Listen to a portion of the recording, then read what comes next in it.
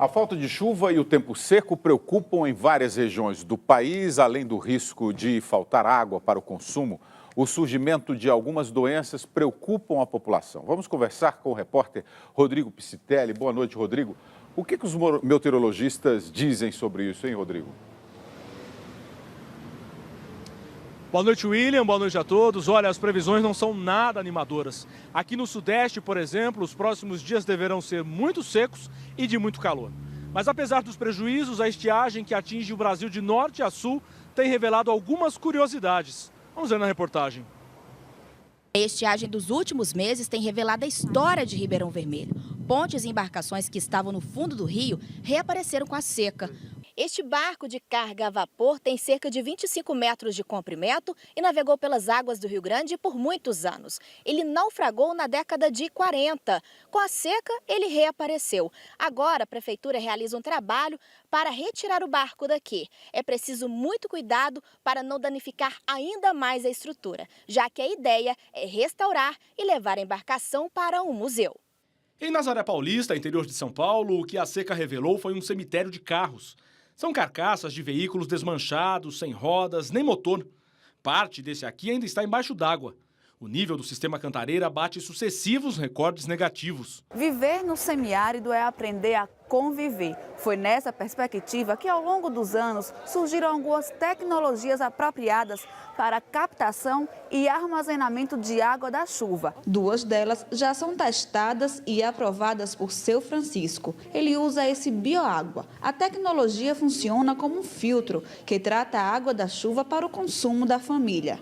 Já o líquido necessário para irrigar a produção é captado por essa cisterna calçadão. Ajudou a gente a diminuir a distância para ir buscar água e vai estar servindo para a gente plantar, no caso, a acerola, o maracujá, o mamão. A cena pode parecer estranha, mas eles também sofrem com as mudanças de temperatura e o tempo seco.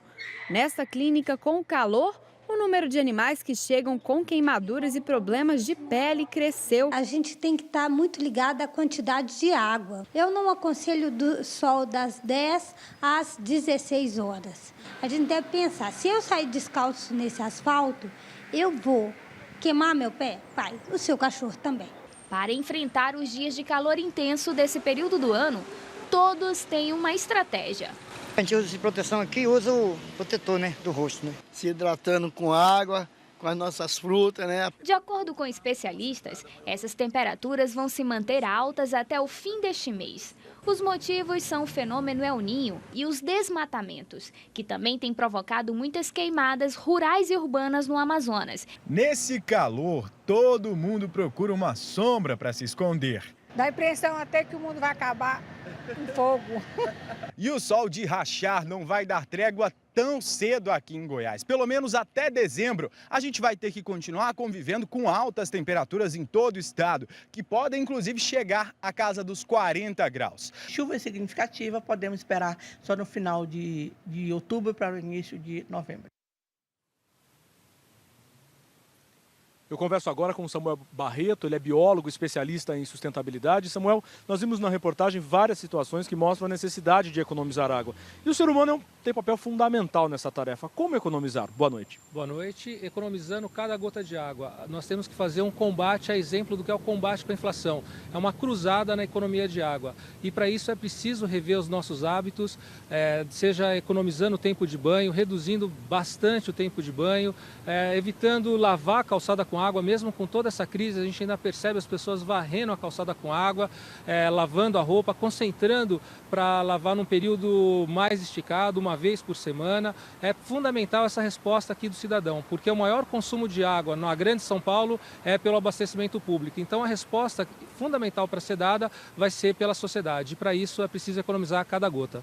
Agora, muitas pessoas podem pensar, mas que diferença vai fazer eu deixar de, por exemplo, lavar a calçada com água? Vocês estão lançando, a ONG a que você pertence, uma campanha para mostrar que cada um faz diferença, né? Sem dúvida. A TNC lançou uma campanha chamada Não Chove, Não Lavo, Não Lave um Carro. Para lavar um veículo se gasta em média 500 litros. A frota de São Paulo é cerca de 7 milhões de veículos. Se todos resolverem lavar o carro ao mesmo tempo, nós vamos gastar cerca de 3,5 bilhões de litros de água, mostrando que a ação individual, quando colocada colocado em escala, dá um grande impacto. E é isso que nós precisamos, a economia de cada cidadão economizando cada gota de água.